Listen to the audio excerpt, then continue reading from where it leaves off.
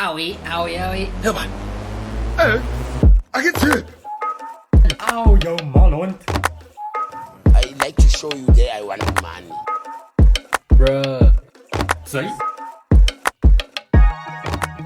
Hello. Hello. Horse. Always. For the fancy people, if there's anyone fancy listening, hi, how's it? How you? Hi. Otherwise, you okay? And welcome. Oh, sorry. That's you. Welcome. My name is Michelle, I'm Jody. and this is your podcast.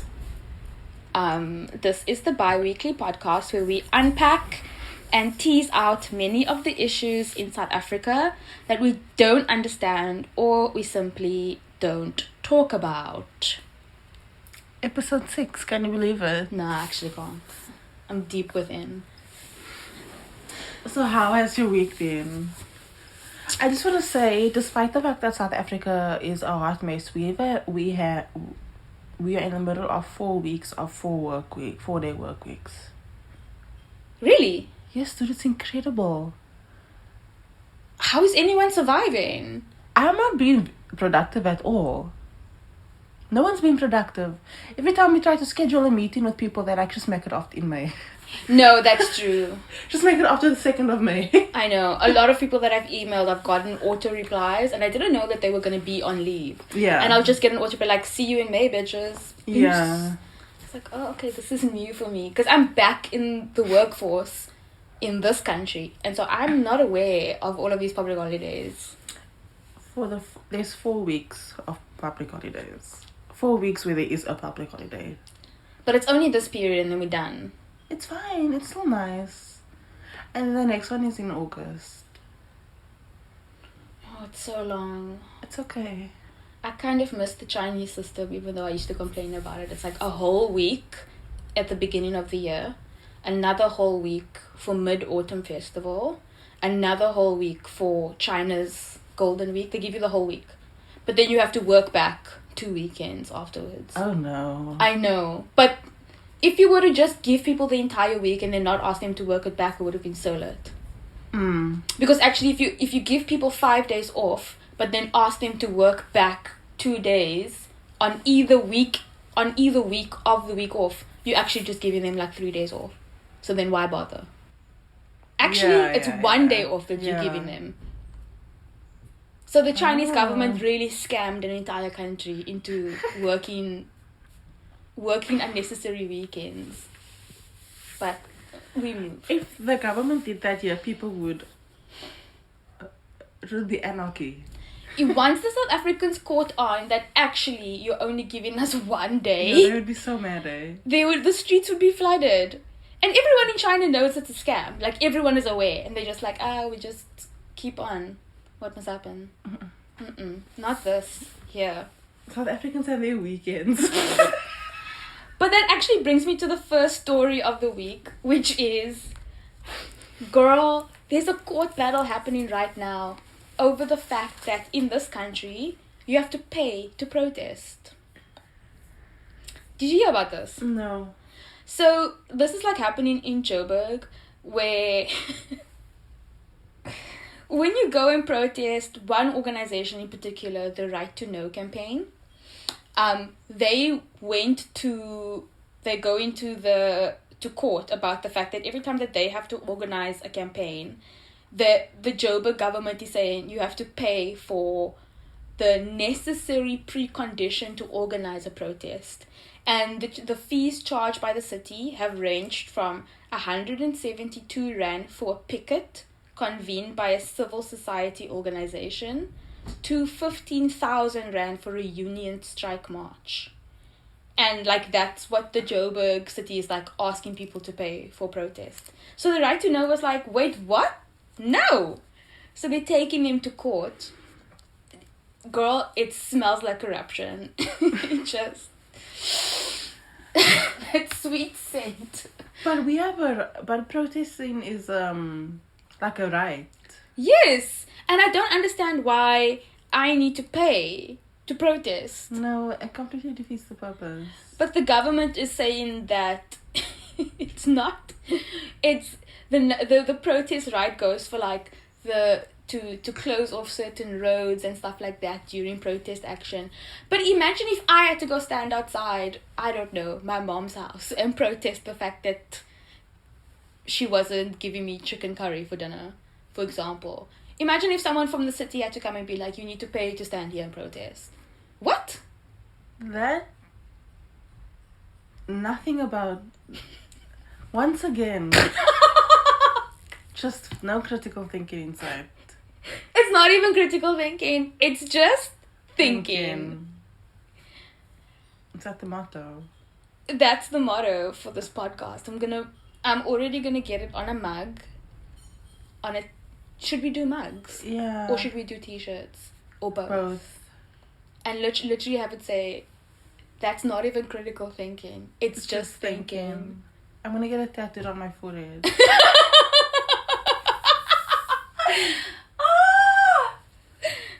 I love that journey for us. I just don't understand how the city is getting it. I can picture them standing there being like, okay, boss, so for you to have this protest, how many people did you say was going to be at your protest? 100. Okay, cool. You need to pay 400 rand for the protest. And then you standing there at the office being like, bing, bing, bing, bing, bing. That doesn't sound right, but like, what else can you do in order to have this protest like legal? Like, because you know what they do? If they ask you for your protest papers, authorities, they will ask you for it. And if you don't have like a piece of paper saying that you do, that's a thing. And that's another thing I don't understand. Why do I need to formally register my grievance, my right to protest? This sounds also like, you know when workers have strikes, you need to tell the employees that there's going to be a strike. It's the same thing. It just doesn't make sense. So, isn't the whole point that it's unexpected and anticipated and you get a fright? Yes. It's like, imagine if like I wonder if this is the same like in war, where I have to be like, guys, just beware, we're going to employ guerrilla tactics on you guys. You're not going to see it coming. But we're just telling you that it's coming. Nah, guys. So, this is a thing. That's story number 1. Make of that what you want. I honestly don't understand. I know that protesting is in our blood, but the formalization of this is now getting absurd. Yeah, and it's going to restrict, it makes it an access thing. Yes! Yeah. What level of capitalism is it? Like, it has to be one of the final stages where you need to pay. What level of dystopia? Yeah. Okay. Is high up there. Story number 2, and this is quite a serious story. It's the KZN situation. At the time of recording our last episode, this hadn't happened yet. But we know that KZN experienced way higher than usual level of rain that caused an onslaught of floods, complete devastation, really tragic events. Yeah, it was actually, it was very, very bad. Deeply, deeply, deeply scary and concerning things. And already the government was like, okay, so there's going to be money coming in, ne? So, thank you. And there's been a lot of talk about, like, a lot of people being like, we're not going to send our donations to government, we're going to send it to any other NGO. And there's been a lot of talk about, like, gift of the givers and how people are choosing to direct their funds that way rather than give it to the government because they just, the level of distrust. Cyril went on the mic and he was like, don't think that you can take any money and make money from this. Corruption, people. It's not gonna happen, okay? So he went on the mic, but then already people were taking money and stuff. What's this boy's name? His name is Sihle Zikalala, the KZN premier, he took a water tank, he had it it was meant to go to people, and he was like, no. Drop it off at my house, please. He thought no one was going to find out. He said, no. The tank came to my house because, me and my wife, we do a lot of community work in the area, so the tank wasn't just going to go to us. Guys, the kind of lies that he told, it was this article from the Daily Maverick, the title is KZN Political Fallout Continues While Scandals Dog Flood Relief Efforts. Go and read this article. It's a scathing read. Author Des Erasmus. Des, well done.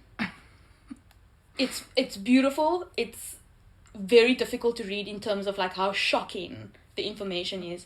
Do you know what he said? Because people were like, no, we're going to give our money to Gift of the Givers. He said, how do you know the NGOs are not corrupt? How do you know that they are not looting also? You can't generalize. I was like, yo, what a deflection tactic. I'm sure that there are probably some corrupt NGOs out there, but no one in this country is as corrupt as the government. The thing that he is saying, he says, in government, you know about COVID corruption because they are investigating bodies. In NGOs, there is a lot of corruption. We have seen NGOs that have received from the private sector millions of money, and the only thing they could provide to the citizen is a 5-kilogram bag of sugar and a Woolworths bag full of small items. This is now the spokesperson. His name is Lennox Mabaso, the KZN government spokesperson. I mean, good job. You definitely are doing your job as a spin doctor. But, dude.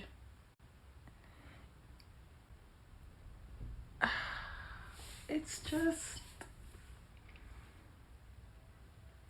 just, at this point, it's not even, at this point, it's just, you just expect them to be corrupt. Yo. It's so unbelievably bad. And then for him to come back and be like, but the NGOs are corrupt. Nah, so dude. So don't give your money to them. Nah, dude. What? This article is like, it's dumb. And they call him this tanker gate. That big green Jojo tank. I don't understand what is going on. I still don't understand. It's beyond me. It's beyond my comprehension, actually. The third story sort of peels into this, and that it's another corruption story. Oh, of course. So this is about Eskom. And so the board member, Eskom board member, her name is Busisiwe Mavuso, and she had a meeting with SCOPA. And SCOPA is the Parliament Standing Committee on Public Accounts. So I'm assuming, again, myself and Jody, we are not parliamentarians. We are not board directors. We are not political analysts. We are not government officials. I'm just reading the language and inferring from the language. I'm assuming that they convene this meeting to see, okay, is the money going where it's supposed to go? Is there sufficient oversight here? So the CEO of Eskom is now this guy, Andre de Ruyter. He went on the news this week to be like, guys, because everyone was popping that there's going to be a national blackout. And he was like, guys, it's not going to come to that. Yeah. And I was like, I'm sorry, I don't believe you. I'm so sorry. No, I don't believe anything that man says. He could tell me that there is going to be a nationwide blackout tomorrow. And I would still be like, you lying. It's going to happen tonight, not tomorrow. I don't believe him. Nothing he says. So, this Busisiwe Mavuso, she was in this board meeting, and she fired shots. She came in with her AK-47s, with her assault rifles. She came in there, bro. She was like, she said that government created the mess that Eskom is in. Preach. And she said that the CEO, Andre de Ruyter, is not going to be the fall guy for the ANC-led government. And she was basically like, all of the stuff that's happening here is because of the ANC. It's not because of Eskom. And we're not going to sit here and take your cock. And then, obviously, I'm paraphrasing. But then they were like, oh no, we don't like your attitude. You need to leave. And she was like, okay, fine, then I'll go. Who was told her she must leave? The Scoper people. Yeah. Because they came back at her and they said that her attitude was not good. Okay, so what she said is, let me read the quote. This is on News 24. The name of the article is Update. Government, spelled GOVT, slams Busi Mavuso's criticism of ANC at tense Eskom meeting by Lemise Omarjee. So she says, what we will not accept and what we will not agree to, in spite of all the challenges we are facing as an organization and all the efforts that have been put in place, is to have this board and Andre de Ruyter as the fall guy for the mess that this organization is currently experiencing, Mavuso said. Because the reality of the matter is that this is not our mess. We have been brought in to clean it up. But we are not going to be the fall guy for the 300 and whatever billion rand of Medapi and Kusile that have still not been completed. She's right. She's absolutely right. What's the overarching figure here? Who's in charge of all of this? If you listen to last week's episode, the last episode on Eskom, this woman is 100% correct. And also, like, when I was speaking about the Eskom situation, I was not reading one source, multiple sources, even from within Eskom, coming back and being like, the government has caused this issue. Yeah, definitely. Like, she's not sucking this out of her thumb. Do you know what their response was? Did they gaslight her? Because I feel like they would have This guy, gaslit his her. name is, I need to find his name here in the story, because with news articles, another problem is that they will throw in a name and expect you to remember this person's name. The chairperson of the Scopa meeting, his name is Mkuleko Shlengwa. And he goes and he says, she is engaging in theatrics. Yeah, that's so rude. And creating like unprofessional environment. And she says, no, these are not theatrics. These are facts. And then ANC MP Becky Radebe chipped in to ask her what the facts were. Mavuso replied that this is the mess of the ANC-led government. Mm. Then he said, oh, you're going to be held in contempt of parliament for what you're saying. No. For engaging in theatrics. That's literally what he said. And then he said that you're performing for the cameras. And she was like, I'm not doing that. That is... that. She says, he said to her, either behave yourself or excuse yourself from this meeting. And then she left. She left the meeting. They wouldn't have said that if it was a man who said that. I think they would have actually. Do you think so? Yes, because what she said, she used strong language with them and she let them know that she was not going to be steamrolled. And that's one thing that this government doesn't like to hear. They want to hear that anything that you say is going to be of value to them. Yeah. And in praise of their efforts. And she was like, you fucked up royally. And I want you to know and understand that our hands have been tied by you guys from the beginning. And they don't like to hear it. Just like they don't like to hear that they are diverting necessary resources like Jojo tanks. They don't like to hear it. So... she's right. Good for her, actually. Good for her. Busi Siwe Mavuso, ma'am, we stand by you. Thank you for bringing your guns and shooting them in the face. Keep on championing the cause. Don't let them bring you down. Don't let the haters stop you from doing your thing. That's Yes. a Mean Girls quote. Don't let the haters stop you from shaking that thing. Doing your thing. Oh, sorry. I'm confusing No, girl, it too. I'm proud of her.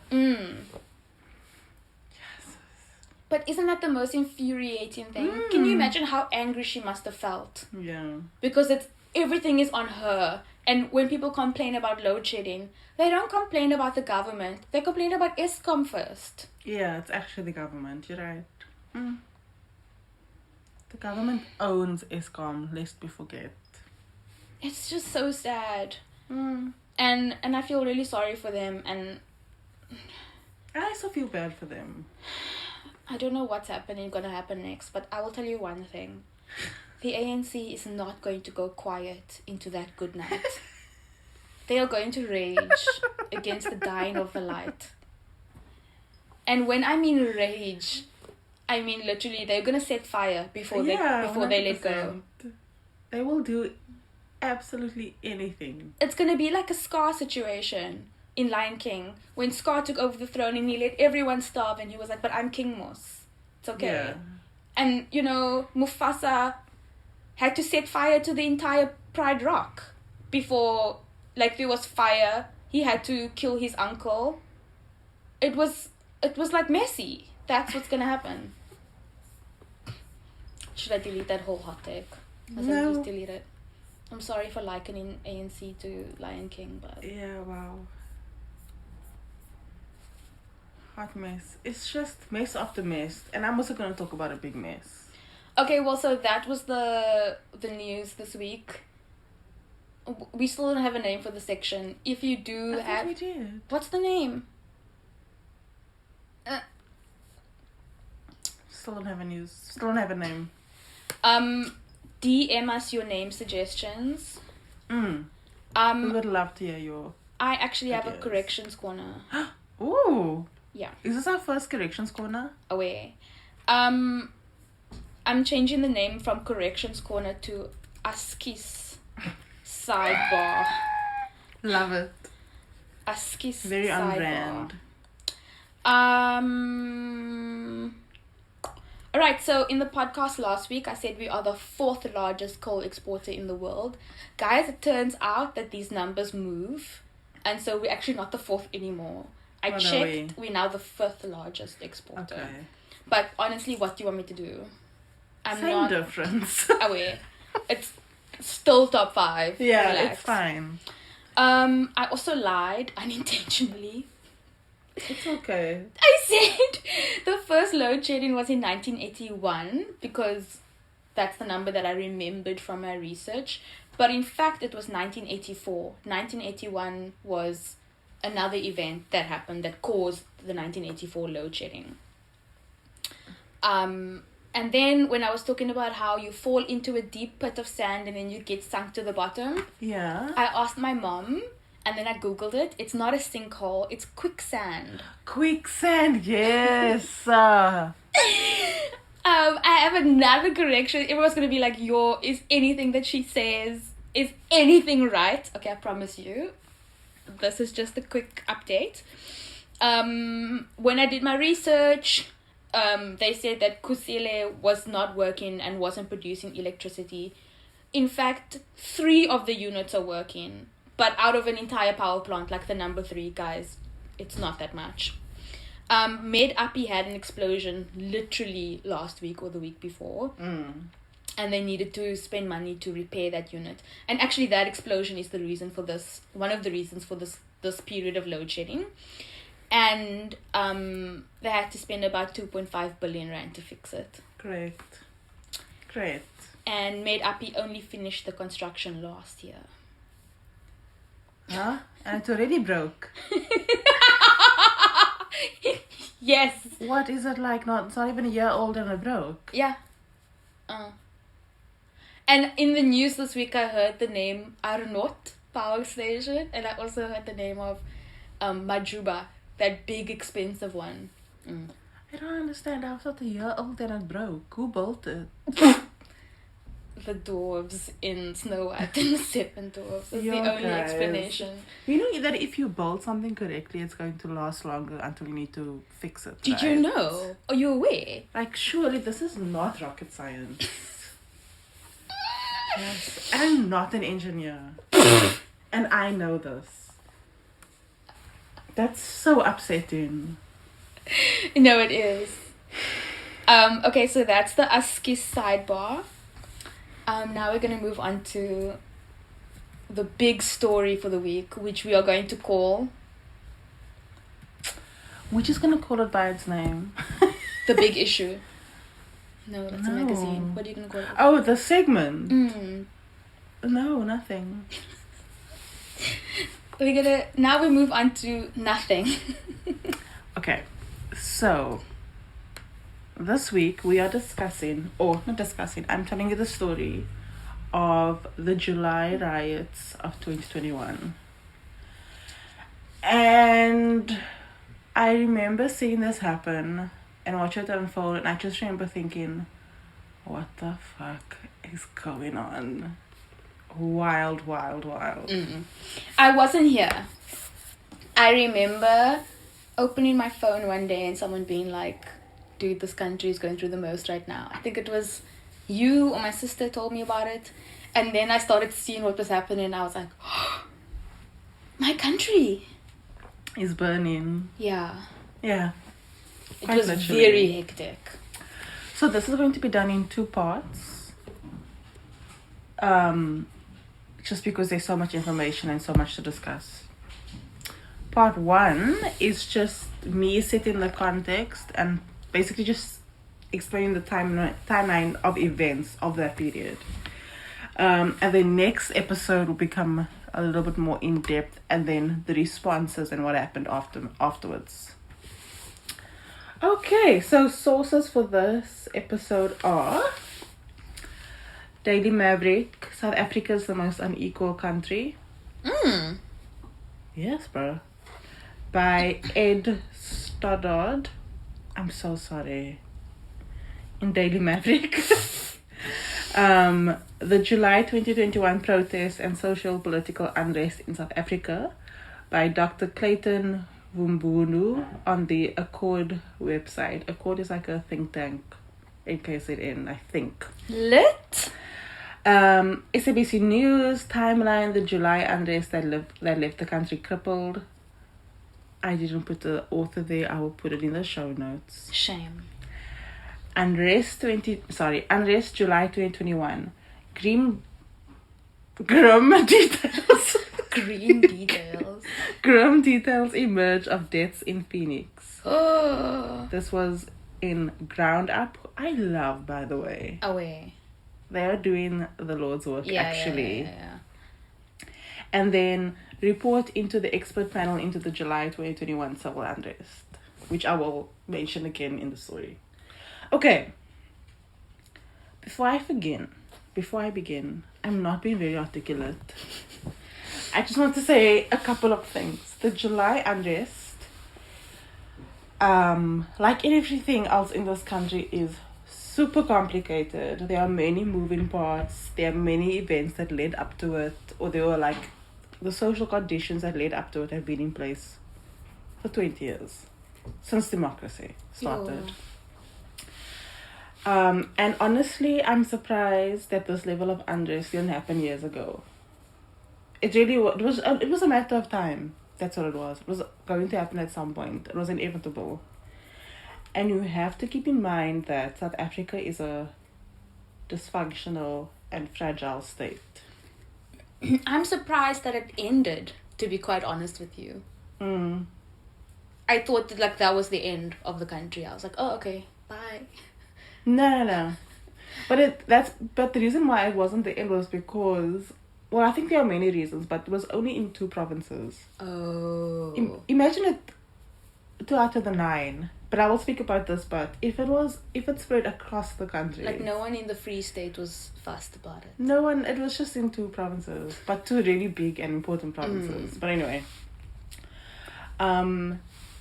So before I explain the timeline of events, I think it's really important to remind ourselves and the listeners of the context of South Africa, because you and I live very, very comfortable lives. And even though we complain a lot, in comparison to what South Africa actually is, we are like in the top half. Not even the top half, we're more in the like top 30. And it's not as if we earn a lot of money. Yeah. So I'm going to list 7 points or 7 things that set the context for South Africa, which set the context for the July unrest. Number 1. South Africa is the most unequal country on earth. We are number 1 on the list. What does that mean? the gap between the rich and the poor is like astounding. The income disparity, the wealth is unequally distributed. Wealth is in small sections of the population. And this rating of us being the most unequal country on earth, this was done by the World Bank, and this was released last month. This rating. Yeah. In March. Last month. It's actually like an incredibly uncomfortable way to live your life. Yes. To be honest with you, I don't know how. I think. No, let me rather say nothing. Okay. Continue. And of course, this inequality is along racial divides, which doesn't help. Yes. Have you ever been to a restaurant and there's only white people sitting at the restaurant and then all of the service people are black? Yeah, every time. Every time. It's so uncomfortable. Secondly, 55%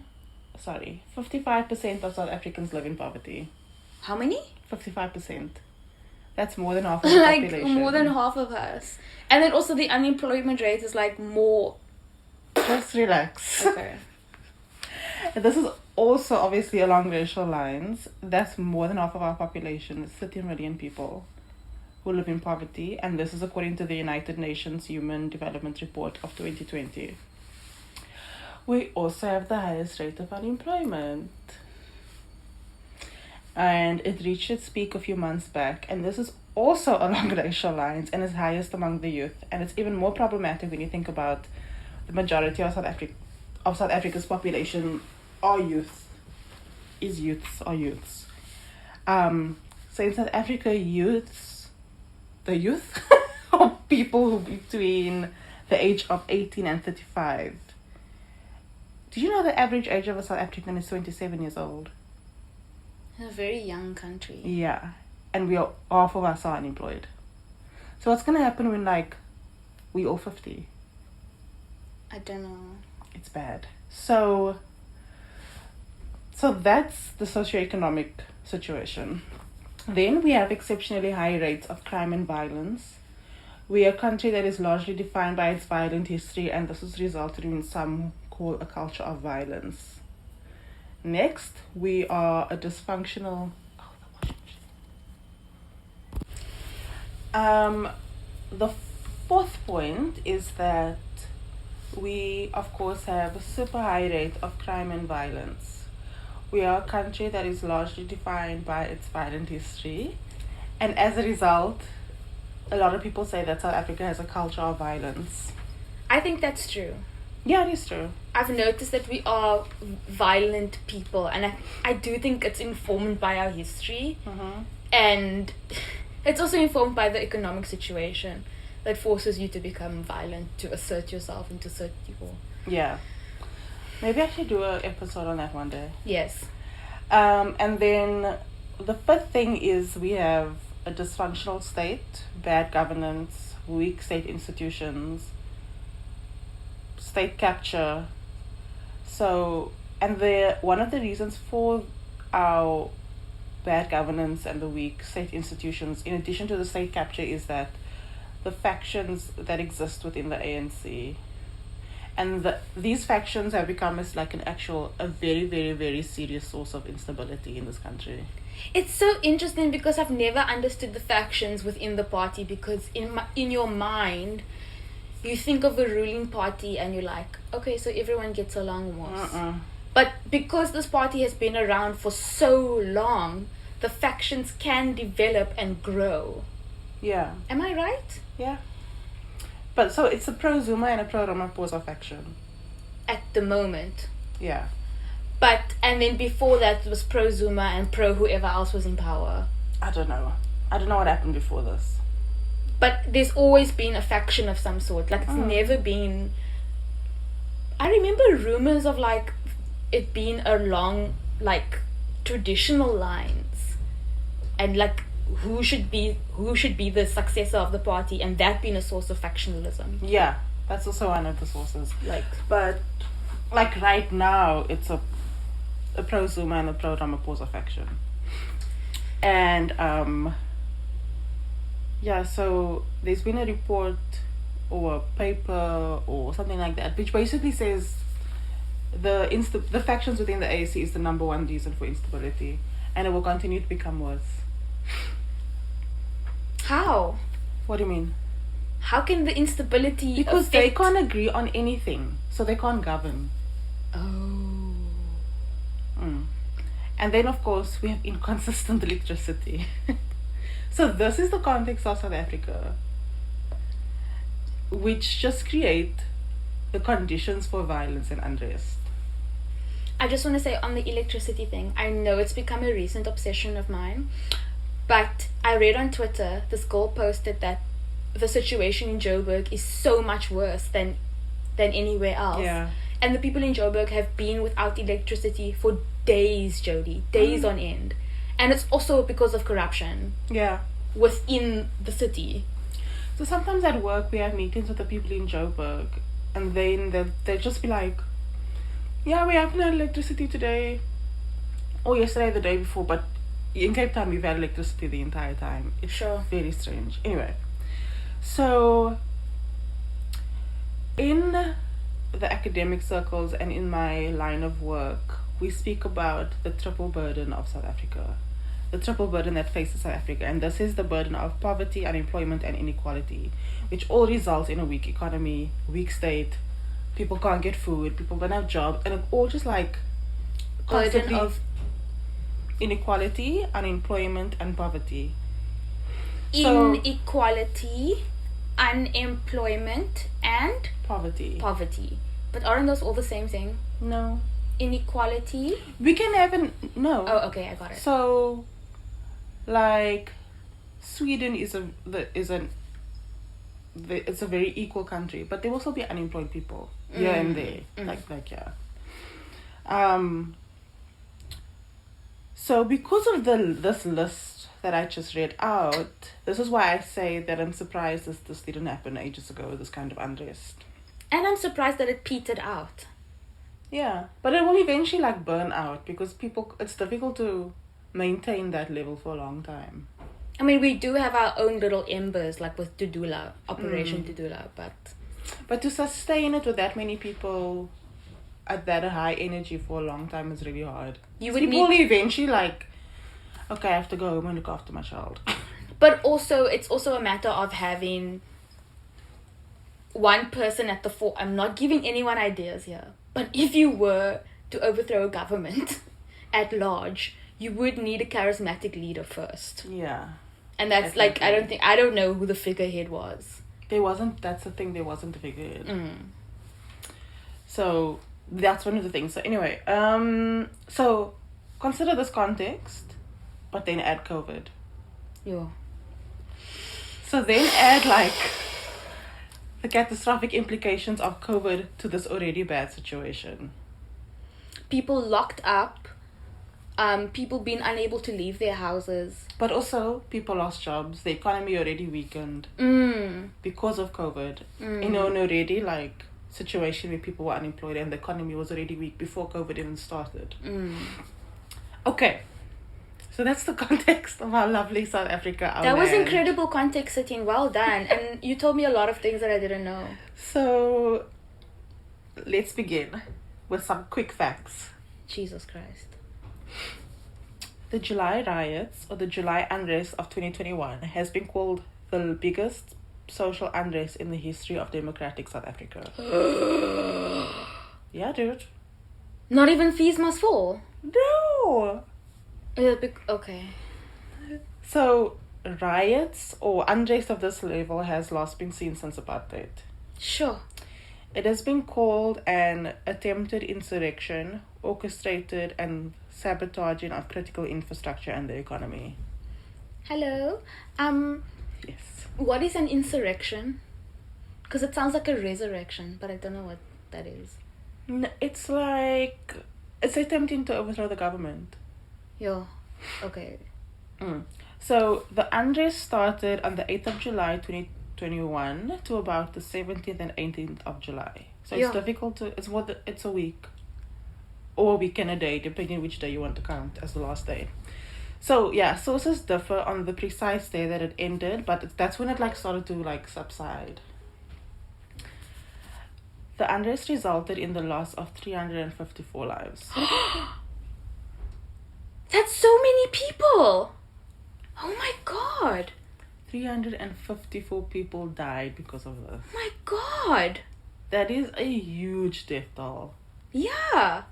And do we know like who they were? Yeah.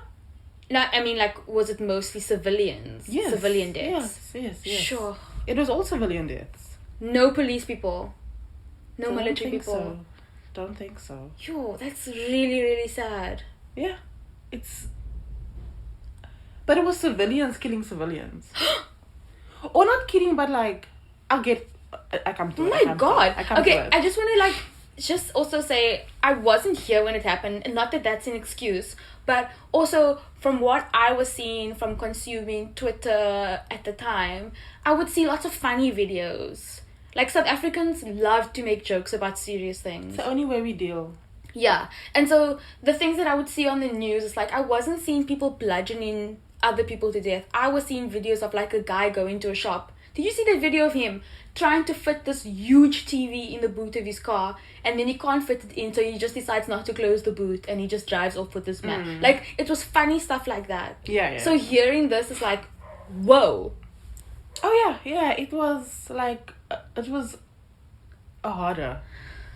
That says a lot about like what we as South Africans choose to focus on. But we also choose to focus on those things because A trauma response. Yeah. So the loss of life. This week and a day resulted in 50 billion rand being wiped off the economy. Yo, cheapers, that's so much money.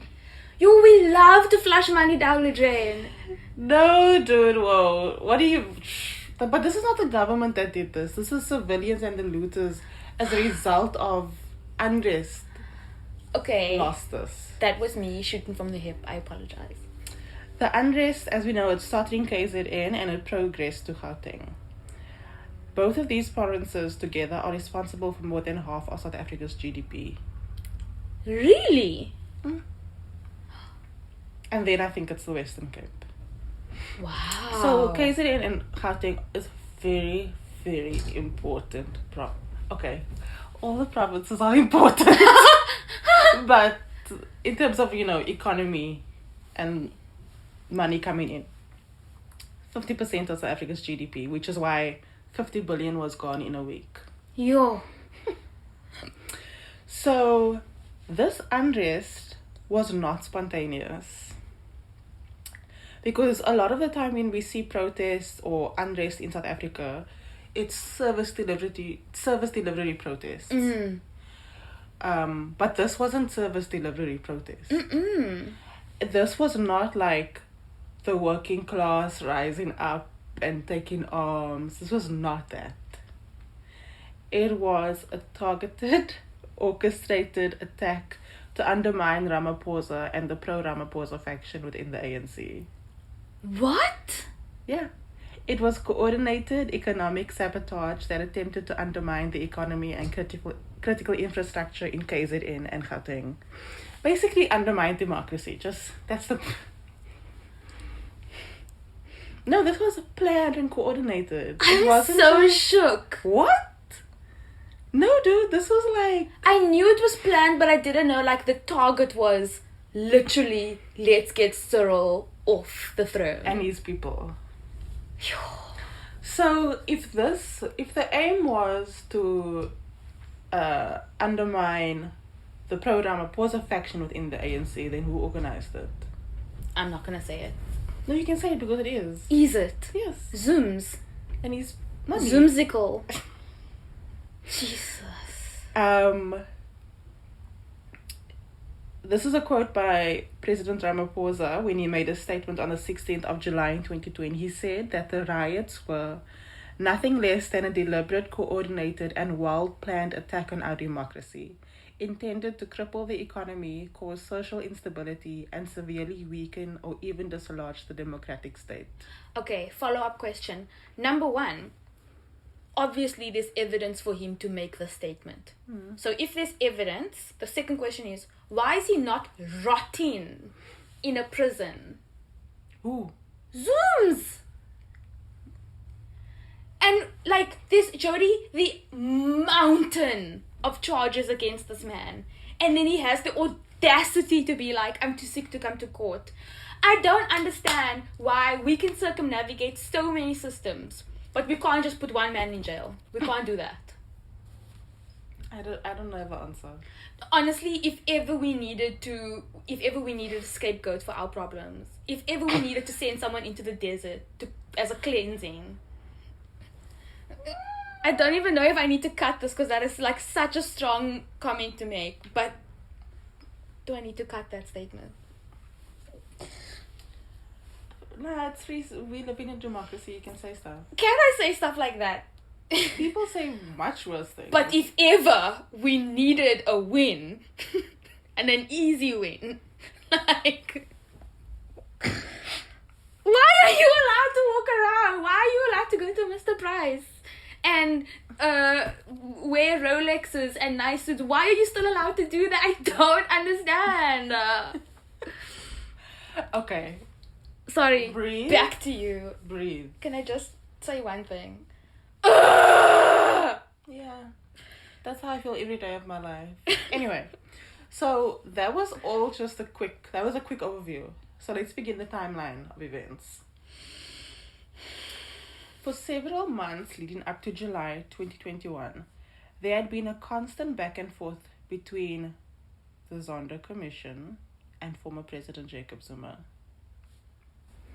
For months, the Commission of Inquiry into allegations of state capture. I hate the fact that we have to say that because...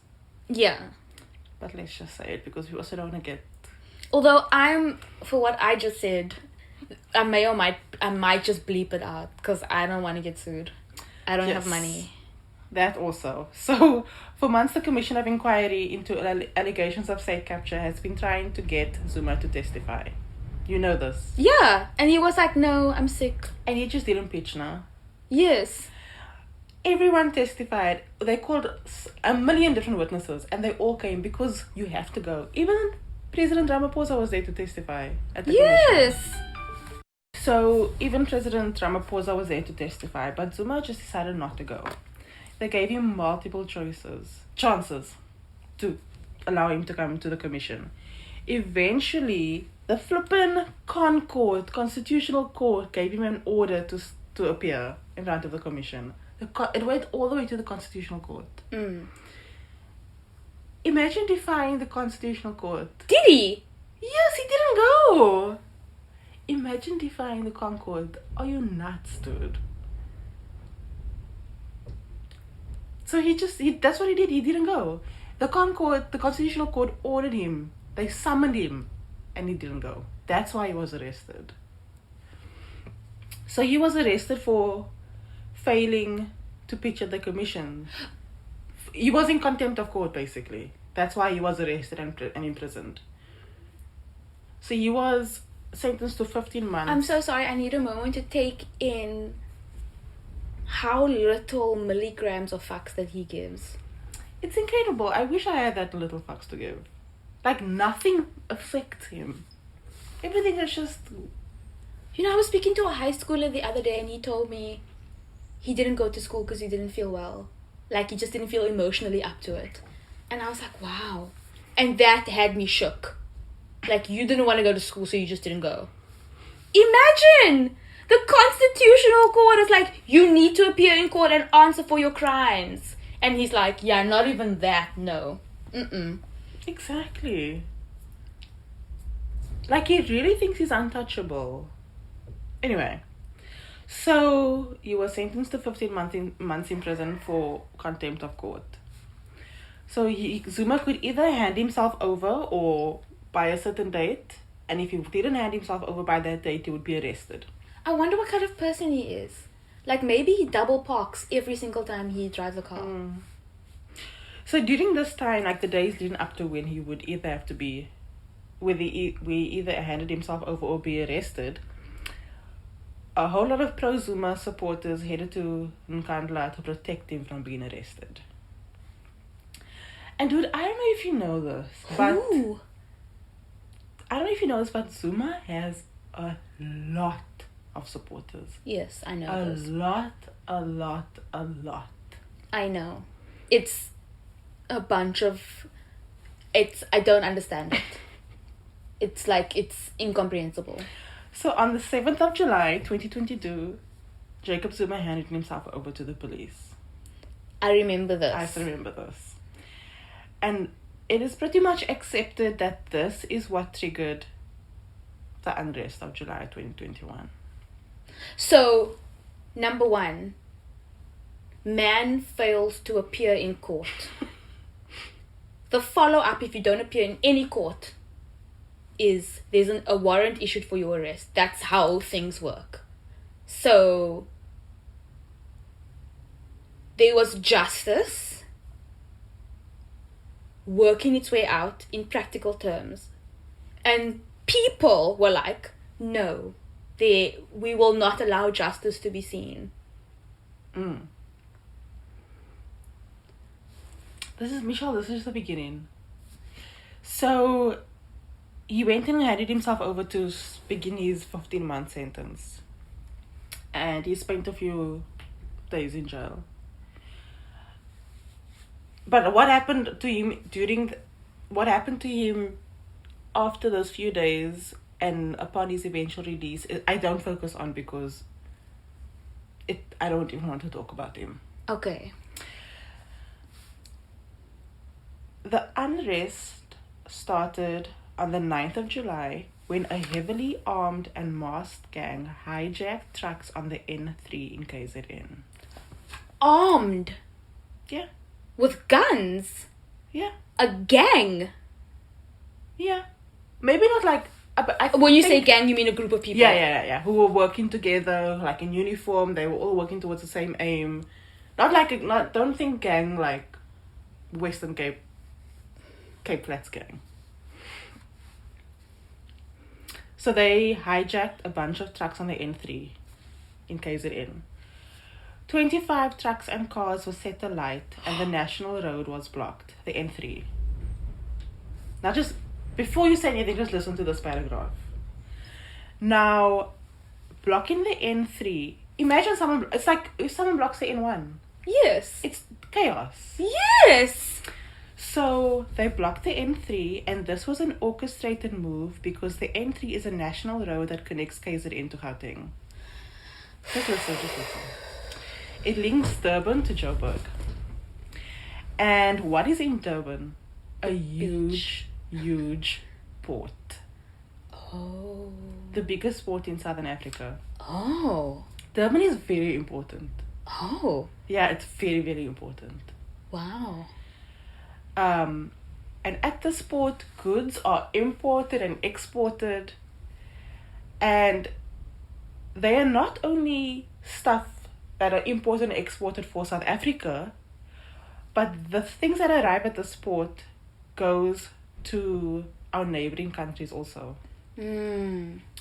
So things like goods go in and out, and the N3 is then an important road for all this cargo, which then takes it across South Africa, but also to landlocked countries like Zimbabwe, Zambia, and even all the way to DRC. Wow. Sure. So this meant that the export couldn't get to King Shaka International Airport in Durban also. Wow. So major supply lines were disrupted. My God. Because of the N3. And you reckon that they absolutely knew that? 100%. Because usually when we see service delivery protests, it's just like in the community. Maybe they will burn tires on the N2 and it will be blocked for like the morning and people can't get to work. But also that they were armed. But it's not like, this is another level. It was super strategic. My God. So this didn't just affect South Africa, this affected our neighboring countries also, because they also couldn't get their things and their money and their foods and all this and all this. So blocking the N3 was very like smart and strategic, because it's and this is like a term that is said in a lot of articles. The N3 is a major economic artery. Oh. Because think of all the trucks carrying all that stuff. chaos. Also, the trucking industry is very, very, very important for this country. Yes. Super important. So that's how it started. And within 24 hours, the violence had spread like wildfire across KZN. Less than 24 hours after that, it was in Gauteng. Shops, businesses, malls were looted, emptied, and destroyed. There was widespread violence. Warehouses. I saw this picture, like a warehouse burnt down. Sure. Warehouses of major retailers and factories were torched and destroyed. People were trapped under the rubble. Yeah. Oh my gosh. So this is the numbers. 161 malls looted. I didn't even know we had that many malls. Michelle, that's just in... And it's not like it's not the whole entire area surface of KZN. Right? It's Durban, it's here and there and there. It's not the whole boundary of Gauteng. It's, you know what I mean? Yeah. And there's 161 malls gone. Sure. 11 warehouses. Sure. Warehouses are so flippin' big, dude. Imagine the amount of money in stock that is sitting in the warehouse. I know. 8 factories. And of course, this is Africa. 161 bottle stores. Of course. It's not funny, but it is. It's not funny, but it is. It is estimated 40,000 businesses were affected. 50,000 informal traders were affected. People lost their livelihoods. There was no food to buy. You couldn't go to the shop and buy bread. Yeah. There was no food to eat. There was no petrol. You couldn't go to the shops. There was nothing on the stand. There was nothing in the shops. Everything was gone. You can see it on the pictures. Thousands of people were injured. People stole food, clothes, electronics, alcohol, whatever was in the shops they just took. There were arson attacks. Supply lines were interrupted. The banks had to close their branches. Like, complete chaos. Most of the deaths happened in KZN, and most of them are thought to be through stampedes or killed in fights over goods. Now, Michelle, I must just say, I have a serious fear of stampedes. Like, I'm so scared of stampedes, dude. Yeah, dude. Yeah. Amnesty International and other human rights organizations are investigating the deaths. I wonder if they're gonna get I anything hate done. stampedes so much. Yeah. I don't even like going to concerts because I think a stampede is gonna break out. Really? Yes. Is that an irrational fear? No, because it has happened before at concerts. Yeah. Yeah. And if there's any place where a stampede is likely to occur, it's in this country. And of course, like, the thing about this that is so bad is that the unrest mostly affected the poor and marginalized people. So people couldn't get access to healthcare and they couldn't receive the government grants because the shops and stuff were destroyed and no one could go to work. It also delayed the COVID-19 vaccine rollout. Yes, because it was July last year where they started with the vaccine rollout. It is very distressing. Yeah. And like all the clicks and discounts gone. Shit. And All the pharmacies, hospitals, clinics. health supplies burnt down. Ugh. It's bad. Dude. That is bad. And also just because of the violence, like virus spreading. Yeah. And then people are also getting injured. Yeah. Oh. So it was a public health crisis. Can you imagine? So this is a quote. The South African Department of Health reported that 25,000 vaccine doses were lost during protest action Sure. through acts of looting and arson. The targeting of vaccinating 300,000 people per day was impeded at the time when the government sought to vaccinate 67% of the population by the end of 2021. The closure of over 90 pharmacies in KZN and Gauteng affected the collection of essential medicines for people living with chronic illnesses. So it just had this massive knock-on effect. In terms of roads and transportation, it became a logistical nightmare for freight and transportation. So I mentioned already that the supply lines were disrupted and other services were also stopped. The trains weren't running because it was just dangerous. Of course. The South African petroleum refineries, oil refinery, which they suspended services. And this refinery accounts for 35% of South Africa's fuel supply. They were like, yeah, no, we can't. Yo, that's hectic. What a time. Can you imagine like the logistical nightmare? Yeah. How? Like how? But how is he not in jail? Local radio stations were looted and destroyed. That's so sad. So people didn't have access to news and information. Yeah. And you have to remember that even though I refuse to listen to the radio, a very, very large proportion of South African population continues to rely on the radio. Me too. Mm. When I'm in the Listen car to and I need to know Cape something. Talk. I listen to Cape Talk. Yeah, and like people in rural areas rely on the radio for information. Yes. You know, as much as like amazing as like Google Maps are and stuff like that, if you're in the car and you need to know why is the traffic so slow right now, it's much faster to listen to the radio and find out. Yeah, and like when I used to drive to work, I used to listen to the traffic reports. It really is like very important. The radio continues to be an essential service. It's essential. It's a must.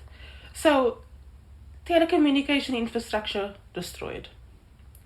Communications Authority of South Africa reported that 113 networks had been vandalized, which disrupted network services and community radio stations. Imagine calling for help, calling the ambulance at this time because someone fought with you over your items. And of course, throughout this entire series of events, social media was unlike never before. Popping, wilding. So, and a lot of the violence was instigated using social media, and that's how people were mobilized. Tell me more about that. Okay, I was gonna touch on it next episode. Oh, never mind then. But basically, it was found that the instigators of the violence were using Twitter accounts. But like, you know that one where you don't know the person's name and who it is, but they have like 50k followers, 500k followers. They instigated. Wow. So when you look at the violence and the looting and the rioting and just the chaos, it's helpful to like, when you see all these thousands and thousands of people running around the streets, you don't know who they are, but it's really helpful to think about them as three separate groups. So group number one, these are the people who planned and orchestrated the unrest. It's the instigators. Number two, it's the people who are opportunistic, jump on the bandwagon. They might bring like criminal elements, violent elements into the thing. And number three, it's the people who are poor and hungry and are trying to survive in this country where 50% of our population lives in poverty. And when you look at the pictures of like the looters, there were people who were carrying like maize meal, rice, oil, like food, like basic food stuff. And then there were people who were stealing TVs. So it's like, there's a difference. And it's not, I'm not saying it's right, but it's different. But it's a marker. It's also a mark of the stark inequality of like the priorities of some people when presented with an opportunity. What is of value to you?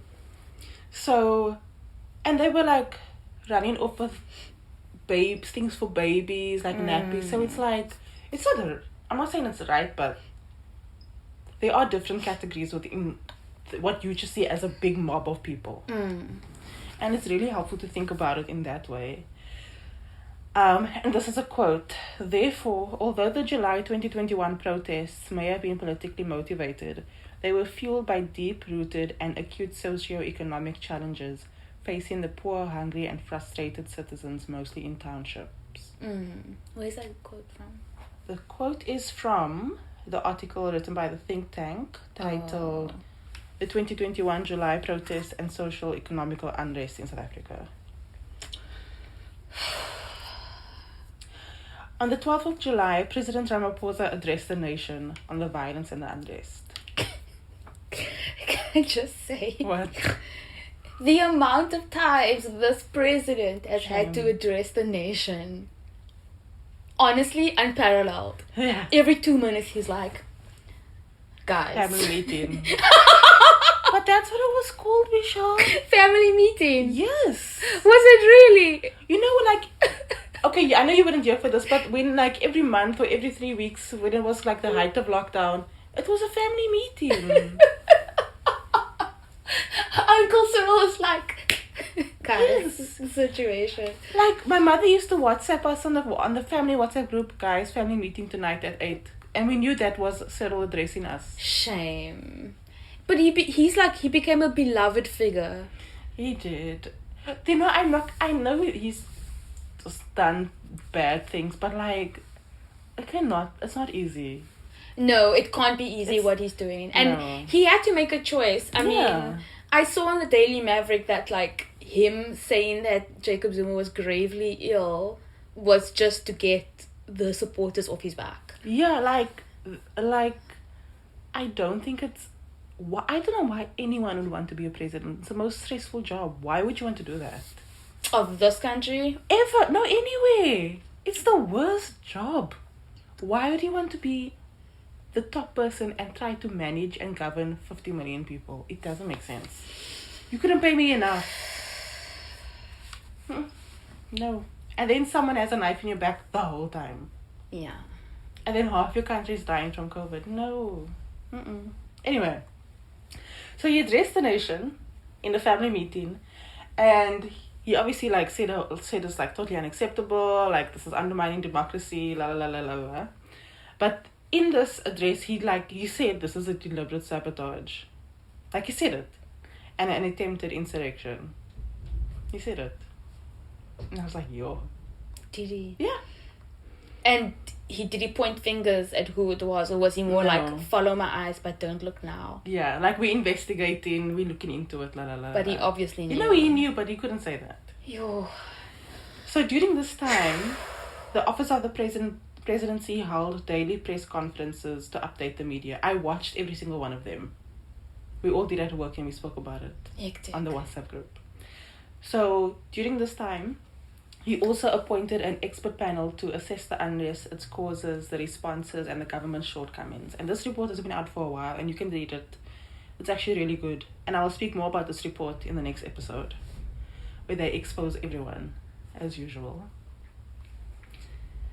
So, it's chaos everywhere.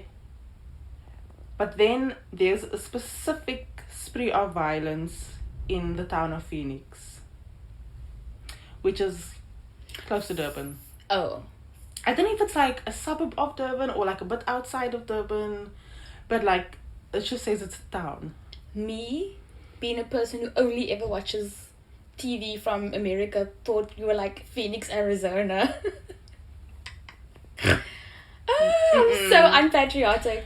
I like that name. Phoenix.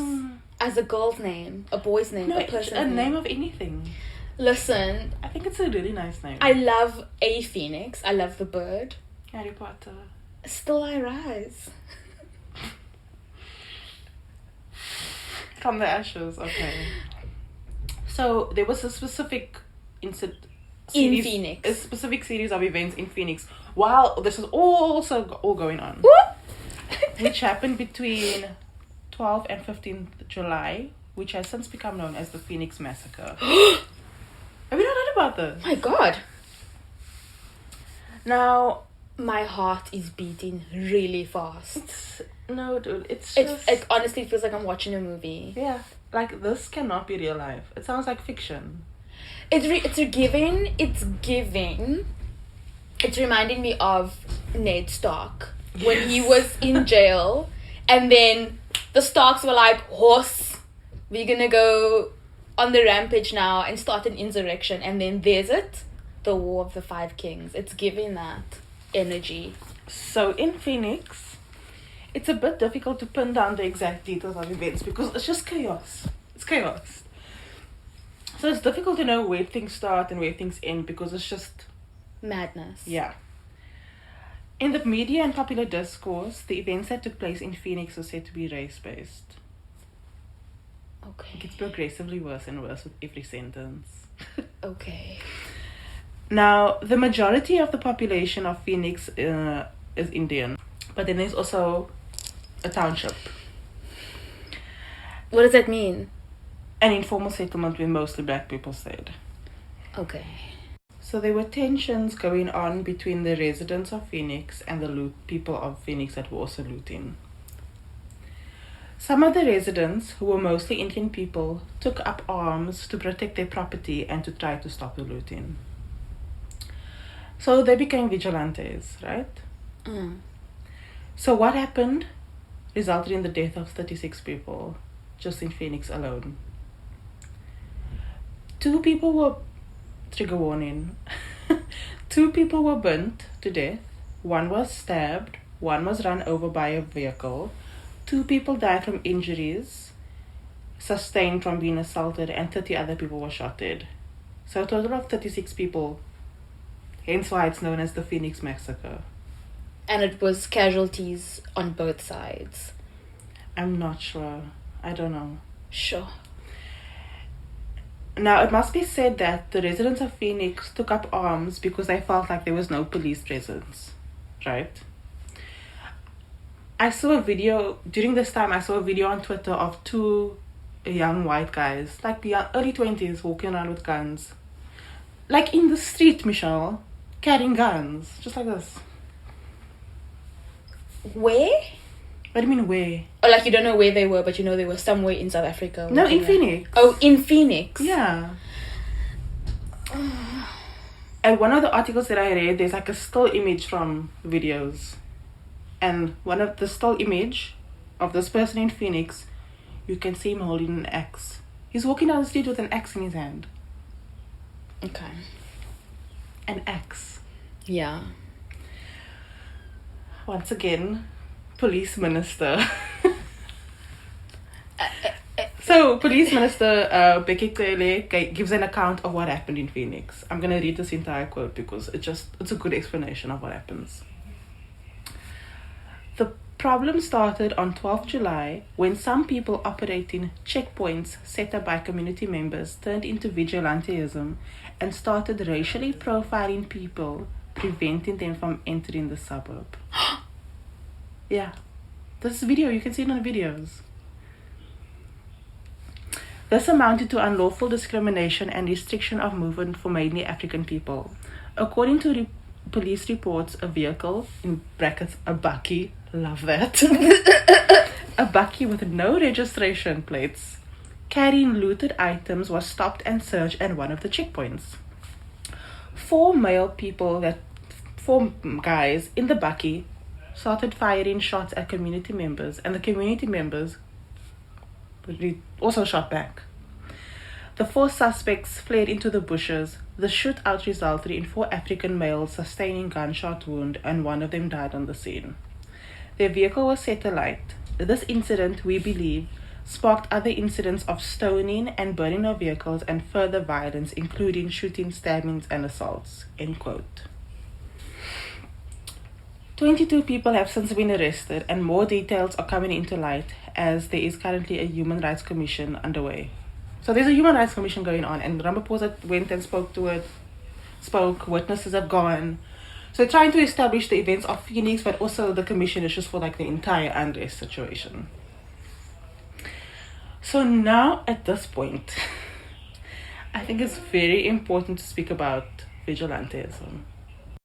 So that is when people feel like it's morally justified to enforce the law in the absence of the police or state. And this happens all over the world, but let me just say that vigilantism and mob justice is wrong and it doesn't work.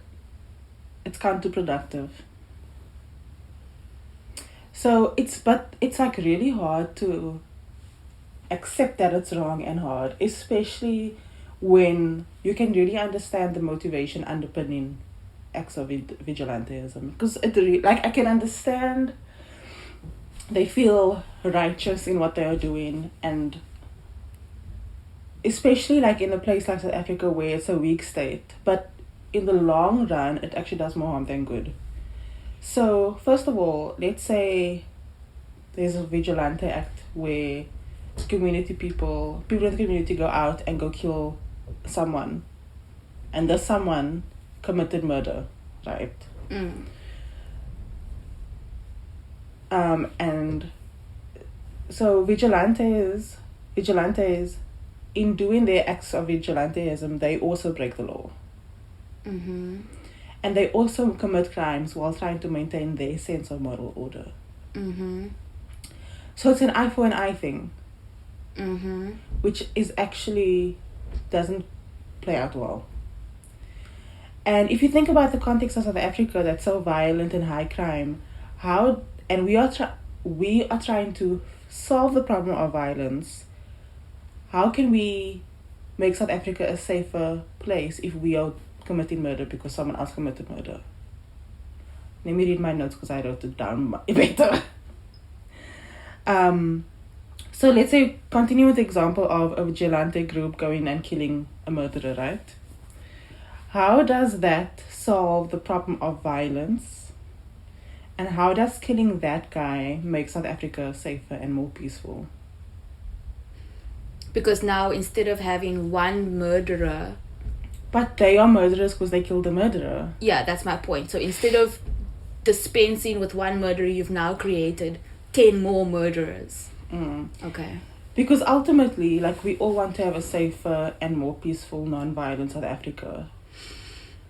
But vigilantism doesn't support that. What's like the line that you draw between vigilantism and, for example, I don't even know what the word is. Like, what's the difference between, like, a group of people who are vigilantes and a group of people who are overthrowing a government? Are they the same group? No. I think, like, because the people who are overthrowing the government aren't trying to enforce the law. Okay. They're trying to overthrow, like, the system, trying to overthrow institutions, which is different to... And you can overthrow the government and try to create change institutionally without breaking the law. Okay. They will probably break the law, but... I think the difference in the overthrowing of an entire systemic institution versus exacting your own form of justice on one or a small group of people. Yeah. Okay, cool. And if someone commits a crime, whether it's like murder or robbery or whatever crime they commit, they are, despite being an offender, they are still entitled to the due process of the law. So they might end up going to jail for murder or robbery, but they are still entitled to a free and fair trial. And they've committed crimes, but they still have human rights that have to be maintained. So vigilantism doesn't allow this, and it undermines basic rights also. And that's why it's just but it's difficult to, because, like, you can understand the thought processes underpinning mob justice and all of that, but actually in a democratic space, it's amazing how quickly the sense of law and order deteriorated in Phoenix. Yeah. And also how quickly it reverted into race-based profiling. Like, how quickly that happened within the space of, like, less than a week. That's scary. Yeah, it's super scary. And these are, like, otherwise, you know, if it wasn't the context of the riots and the looting, these are communities that live side by side. They live side by side. And then I'm sure there's, like, underlying racial things that happen, like undercover. But for the most part, Neighbors. yeah, this was your neighbor. This is the guy where you buy your milk from. Doesn't make sense. Incredible. So I just thought that was important to mention about vigilantism. So that's actually where I wanted to stop. And I just want to repeat that this was inevitable, this kind of unrest. It was going to happen at some point. And we're likely to see it again? Absolutely. If things don't change on like a fundamentally structural level. Because South Africa is at a boiling point. Yeah. Just think of like all the things that I mentioned at the beginning, the inequality, la la la la la la la la. That creates like the perfect fertile conditions for unrest and violence. People are angry, people are hungry, people are economically disenfranchised, people don't have food to eat, people can't access healthcare, people are so angry and frustrated, and all other avenues of seeking justice or seeking change has been taken away. Yeah. Regular. So the only other option is. Yeah, and regular due process is inefficient and laborious in this country. Like exactly. if you want to lodge a complaint, it goes unheard. Yeah. And the only other way for you to seek recourse is through the courts, which is expensive and out of reach for most people. But what do people respond to? They respond to violence. Yeah. I'm surprised that there hasn't been some sort of charismatic leadership coming out of this, because it's so easy. I mean, I was watching the TV show How to Become a Tyrant on Netflix, and almost all of them, actually, I take it back, all of them, the country is in shambles. It's in a very, very low state. And all that needs to happen is one person needs to come, leverage all of that, and you're able to get away with literally anything. You can seize control of a country like that. It's so easy. And like that is happening in history, like over and over and over and over and over and over again. And we look at the context that you said at the beginning. What we are dealing with is a very, very dangerous situation. And we need to all be treading lightly. Your savings account, what's in it? I'm not going to say that because it's embarrassing. No, I mean like take stock, make sure that you are prepared. Oh yeah. Me telling people to save money, not even knowing that it's going to even matter. So yeah, we're at the boiling point, and unless like drastic policy, structural governance changes are made, it will happen again. And that's the end. On that cliffhanger. So next episode, I will mostly speak about the expert panel report that was released and the findings that they found. They interviewed a whole lot of people. They speak about how the police responded. And also, one thing that I haven't mentioned, but that I will talk about, is we have a secret service. But we have, like, there's an intelligence agency, and it's most their job to find out these things are going to happen. So why didn't they know this was going to happen if they have got their little eyes and ears everywhere? The State Security Agency is a government department, like the... What are they called? The State Security Agency. Oh, ew! State Security Agency, SSA. I thought they would have a more catchy name. No, it's not about the names. Like the... I don't know. The lions. The hawks. The hawks. So the hawks is like a thing, but the hawks... Scorpions. But I think there used to be a scorpions, eh? Yeah, and they became the hawks. Yeah. I wish there was like a thing, like a cool... A nyan nyan. A small nyan, like... So I will talk, because it's their job to know that these things are going to happen. Next week, are you going to tell us, like, exactly who these people are in the secret organization? What secret organization? The people who started the thing on the N3. No, we don't know who they are. Nameless, faceless. 12 people have been arrested as the main instigators of this violence, of the main people who orchestrated, but I don't think their names are public. Because you also can't just name people randomly in the media. Okay. People have rights. Not me being upset about law and order. And then I'll discuss more about the police and like the government response and the findings that they found in the expert panel report. But it is very, very, very distressing. Incredibly distressing. How are you not hiding under your bed every day, all day, knowing what you know? Everyone asks me this question. And you just have to compartmentalize, right? It's the only way. Okay, I can't compartmentalize. Everything is everything all of the time. Because if I don't do that, then I will not do anything. I'll just sit in my bed and have a constant existential crisis. Okay.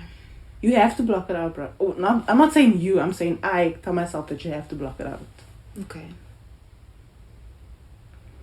The same way that doctors do it, psychiatrists. They all have to do it. Psychologists, you just sit and hear people talk about their shit the whole day. You have to block it out because otherwise you just have the other thing. You just have to treat it like a job. Between 9 and 5, this is what I do, and I get paid for it, and it's just my job.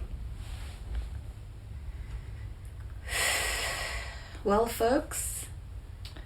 Thank you. Do we have nothing happy to say? Sorry. No, we never do. Yeah, sorry guys. That's just the way the cookie crumbles. Like and subscribe, share. If I said anything that was incorrect, I can also do a corrections corner. Yeah, and like I say a lot of dumb things all the time, so feel free to be like, Michelle, you need to like honestly actually don't come for me, please. I'm very sensitive and fragile. We'll just cry ourselves to sleep. Yeah, I'm just gonna cry myself to sleep with our 2 listeners? There's a bit more, maybe 4. 4 listeners. Anyway, guys, please make good decisions. And do not take up arms under any circumstances. Okay. What? Okay. It's true. I'm listening to you. I said okay, I won't. And please don't go around committing crimes, please.